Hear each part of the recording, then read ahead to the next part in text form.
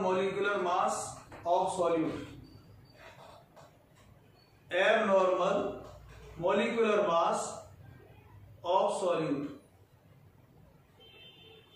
Abnormal molecular mass of solute को observe molecular mass भी बोला जाता है। क्या होता है एबनॉर्मल मोलिकुलर मास? क्या होता है मोलिकुलर मास? तो आपको पता होना चाहिए कि sum of the atomic mass of molecule is called molecular mass. कैसे? सपोज करो वो NaOH का मोलिकुलर मास फाइंड करना है, तो Na का मास एटॉमिक मास, O का एटॉमिक मास और H का एटॉमिक मास, इन तीनों को ऐड कर दिया जाए तो ये मोलिकुलर मास आ जाता है NaOH का। लेकिन ये molecular mass normal molecular mass होता है। ये molecular mass normal molecular mass होता, ध्यान रखना। इसको आप थ्योरेटिकल मोलिकुलर मास भी कह सकते हो। एक मोलिकुलर मास और होता है, दूसरा वाला second after experiment. The molecular mass of solute which is determined after experiment.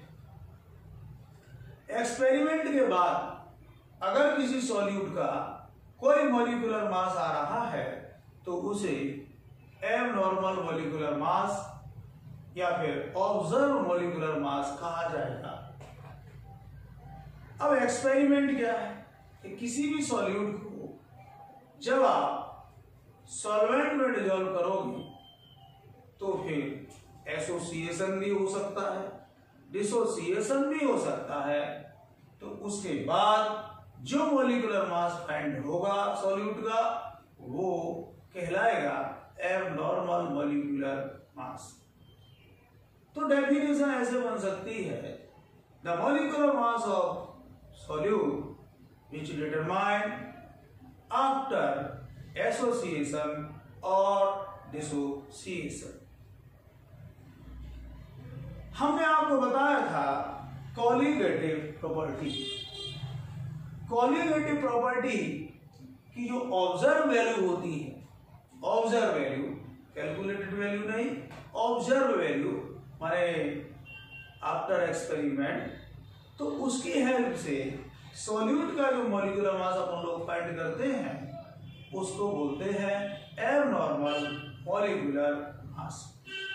तो एक डेफिनेशन ये भी हो सकती है कि the molecular mass of solute which determine with the help of observe value of colligative property.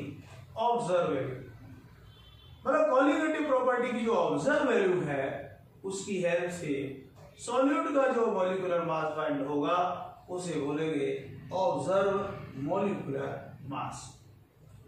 तो ऑब्जर्व मॉलिक्यूलर मास के मैंने आपको एक से ज्यादा टाइप्स की डेफिनेशन बताया।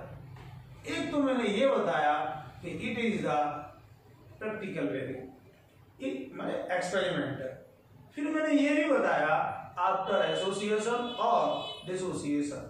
फिर मैंने ये भी बताया कि the molecular mass of solute which determined with the help of observe value of colligative property.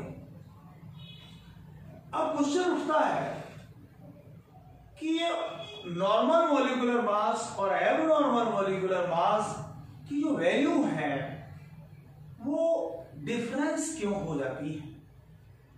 ऐसा कौन सा कारण है कि इन दोनों की वैल्यू एक दूसरे के इक्वल नहीं आती?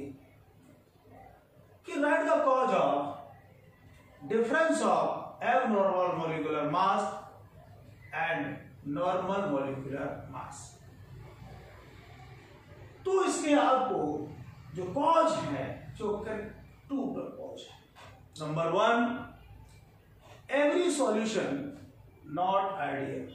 कोई भी सॉल्यूशन आइडियल नहीं है। और दूसरा यह है कि मॉलिक्यूल्स ऑफ सॉल्यूट एसोसिएटेड और डिसोसिएटेड। सॉल्यूट के मॉलिक्यूल एसोसिएट हो सकते हैं डिसोसिएट हो सकते हैं। अब क्वेश्चन उठता है कि when molecules of solute associated, हमने कोई सॉल्यूट मिलाया हो सॉल्वेंट में और उसके मॉलिक्यूल एसोसिएटेड हो गए। एसोसिएटेड मींस हाइड्रोजन बॉन्डिंग बना के वो ग्रुपिंग में आ गए। ऐसा करने से मॉलिक्यूल्स का नंबर डिक्रीज हो जाएगा। ध्यान रखना कि आपको सपोज करो आपने 50 मॉलिक्यूल्स है और दोनों का पेयर बना लिया तो 25 हो जाएंगे। मतलब एसोसिएशन में नंबर ऑफ मॉलिक्यूल्स डिक्रीज होता है, ध्यान रखना। और डिसोसिएशन में नंबर ऑफ जो पार्टिकल्स है वो इंक्रीज होता है। तो एसोसिएशन होने से आपको ध्यान रखना कि नंबर ऑफ मॉलिक्यूल डिक्रीजेज, और दूसरी बात ध्यान रखना है कोलिगेटिव प्रॉपर्टी आल्सो डिक्रीजेज। तीसरी बात ध्यान रखना मॉलिक्यूलर मास इंक्रीजेज, क्योंकि अपन जानते हैं कि जो मोल्स होता है moles is equal to mass upon molecular mass होता है। तो अगर moles means number of particle और ये मॉलिक्यूलर मास है ये एक दूसरे के इनवर्स है। तो अगर मोल नंबर डिक्रीज हो रहा है तो मॉलिक्यूलर मास इंक्रीज होगा। एसोसिएशन में ऐसे ही होता है, ध्यान रखना। एसोसिएशन में नंबर ऑफ पार्टिकल मान moles decreases, molecular mass increases. एक क्वेश्चन था, बहुत क्वेश्चन है, एक क्या था बहुत है, मेरे को याद आ गया। Molecular mass of acetic acid 60 होता है एसिटिक एसिड का molecular mass. It is dissolve in benzene, association take place. Find the molecular mass of acetic acid. तो एसिटिक एसिड का मॉलिक्यूलर मास 60 है, बेंजीन में घुला है इसको, एसोसिएशन हो गया है तो 60 का डबल 120 आएगा। एसोसिएशन में अगर कोई नंबर नहीं दिया है पार्टिकल का तो आप डबल कर देना। अगर ऐसे दे देता कि ट्राइमर फॉर्म हो रहा है तो ट्रिपल कर देते, टेट्रामर फॉर्म हो रहा है तो चार गुना बढ़ा देते। अगर उन्हें केवल एसोसिएशन बोला है या आपको दिख रहा है कि हाइड्रोजन बॉन्डिंग हो रही है तो आपको डबल करना है। तो ध्यान रखना है आपको, बिल्कुल ध्यान रखो कि एसोसिएशन में नंबर डिक्रीज होता है पार्टिकल का और मॉलिक्यूलर मास इंक्रीज होता है। हाइड्रोजन बॉन्डिंग होना जरूरी है। अब डिसोसिएशन की बात करवा देते हैं। डिसोसिएशन की बात करने की जरूरत अब नहीं पड़ रही होगी कि अगर किसी सॉल्यूट पार्टिकल इलेक्ट्रोलाइट के फॉर्म में है। इलेक्ट्रोलाइट क्या होते हैं? The substance which dissociate in our ions. तो अगर वो अपने आयंस में डिसोसिएट हो रहा है कोई सब्सटेंस तो इलेक्ट्रोलाइट होता है। वो ऐसा करने से नंबर ऑफ पार्टिकल इंक्रीज हो जाएंगे, क्यों NaCl है, एक Na में दूसरा Cl में टूटेगा तो number of particle also increases. और जब नंबर ऑफ पार्टिकल इंक्रीज हो जाएंगे तो कोलिगेटिव प्रॉपर्टी भी इंक्रीज होगी, और जब कोलिगेटिव प्रॉपर्टी इंक्रीज होगी तो फिर मॉलिक्यूलर मास डिक्रीज हो जाएगा। तमाम क्वेश्चन है एसोसिएशन के, तमाम क्वेश्चन है डिसोसिएशन के। बस आपको ध्यान में रखना है कि मॉलिक्यूलर मास एसोसिएशन में इंक्रीज हो जाता है, डिसोसिएशन में डिक्रीज हो जाता है। और अगर एसोसिएशन में नहीं हो रहा, डिसोसिएशन नहीं हो रहा, माने आइडियल है कोई भी सॉल्यूशन, तो फिर observe value of molecular mass always equal to calculated value of molecular mass.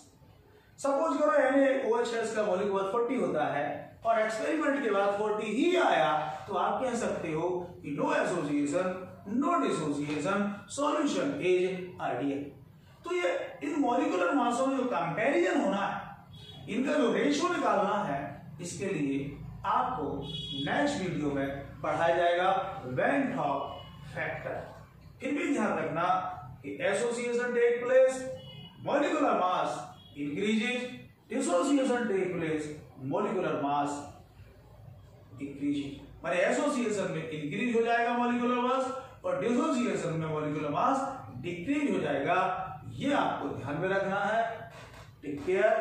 Next video जो आएगा वो वेन टॉक फैक्टर का आएगा। धन्यवाद।